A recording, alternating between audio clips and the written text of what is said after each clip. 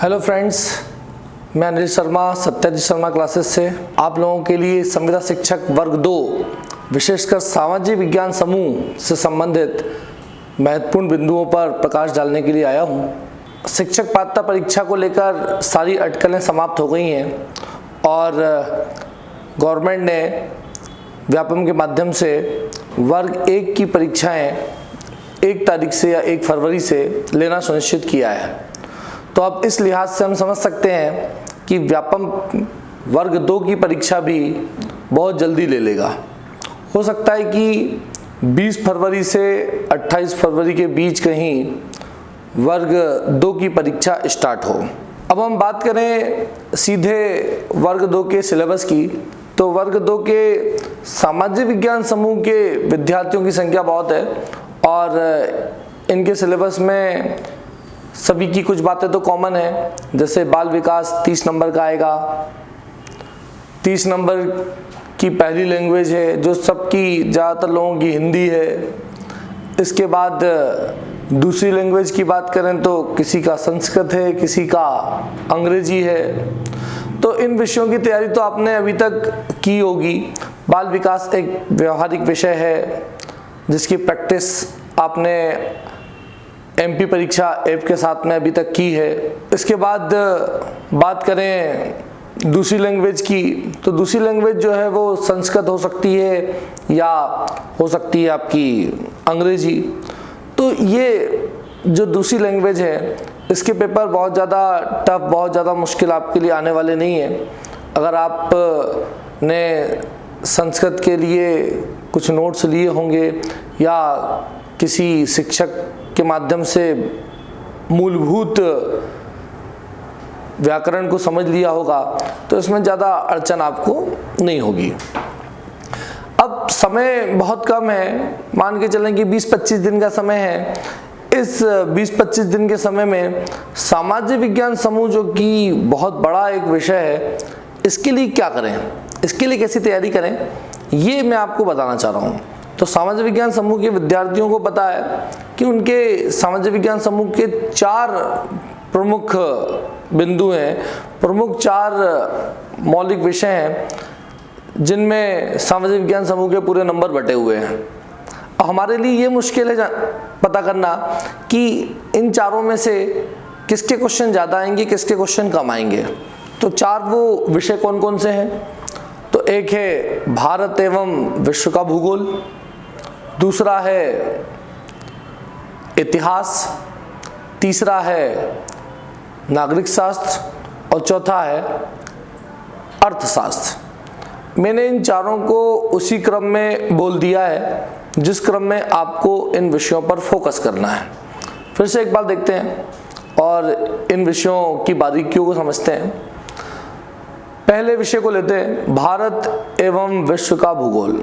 भारत एवं विश्व के भूगोल में भारत के भूगोल पर आपको ज़्यादा फोकस करना है, जबकि विश्व के भूगोल से विविध टाइप के क्वेश्चन आते हैं उनको वहीं तक सीमित रखना है। विश्व का भूगोल जो है इसकी शुरुआत हो जाती है ब्रह्मांड से। तो ब्रह्मांड के कुछ क्वेश्चन परीक्षा में पूछे जाते हैं तो आपको ब्रह्मांड पर ध्यान देना है। उसके बाद सीधे महाद्वीपों पर आ जाना है। महाद्वीपों में कुछ क्वेश्चन इस तरह के आते हैं कि बताइए कौन से महाद्वीप में कौन सी नदी है, कौन से झरने हैं, कौन से जो है ज्वालामुखी हैं, कौन से मरुस्थल हैं। इस तरह के क्वेश्चन जो हैं वो विश्व के भूगोल से पूछे जाते हैं। परंतु कुछ स्पेसिफिक क्वेश्चन जो हैं वो भारत के भूगोल से आते हैं। भारत के भूगोल की शुरुआत सामान्य परिचय से हो जाती है। सामान्य परिचय में हम देखते हैं कि भारत की भौगोलिक स्थिति क्या है, भारत की अक्षांशीय स्थिति क्या है, देशांतरीय स्थिति क्या है, कर्क रेखा के साथ भारत की स्थिति क्या है, भारत की तटीय सीमा से कितने देश लगे हुए हैं, स्थलीय सीमा से कितने राज्य लगे हुए हैं। ये सब बातें जो हैं वो सामान्य परिचय में पूछी जाती हैं। इसके बाद में एक एक करके हम टॉपिक पढ़ते हैं भारत के भूगोल में।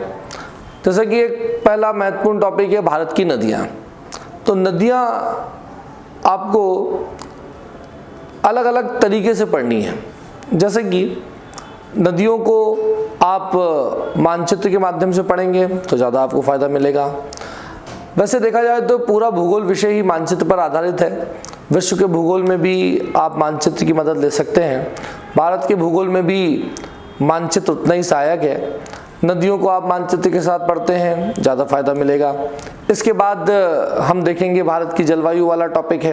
कुछ भूगोल के बिंदु ऐसे हैं, कुछ टॉपिक ऐसे हैं जो आपको अर्थव्यवस्था विषय या अर्थशास्त्र विषय में भी मदद करते हैं।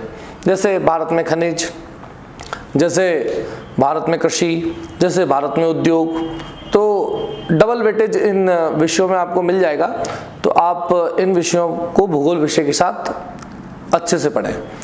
इसके बाद में एक टॉपिक है जनगणना। जनगणना को भूगोल में पढ़ा जाता है, हालांकि वो अर्थशास्त्र का भी टॉपिक है। तो यानी कि भूगोल विषय अगर आपने अच्छे से पढ़ा और विशेषकर भारत के भूगोल पर फोकस किया तो भूगोल विषय तो आपका अच्छा होगा ही, अर्थशास्त्र के भी क्वेश्चन आपसे बनने लगेंगे। भारत के भूगोल के बाद फिर बात करें इतिहास की, तो इतिहास विषय भी 3 भागों में बटा है, प्राचीन इतिहास, मध्यकालीन और आधुनिक इतिहास।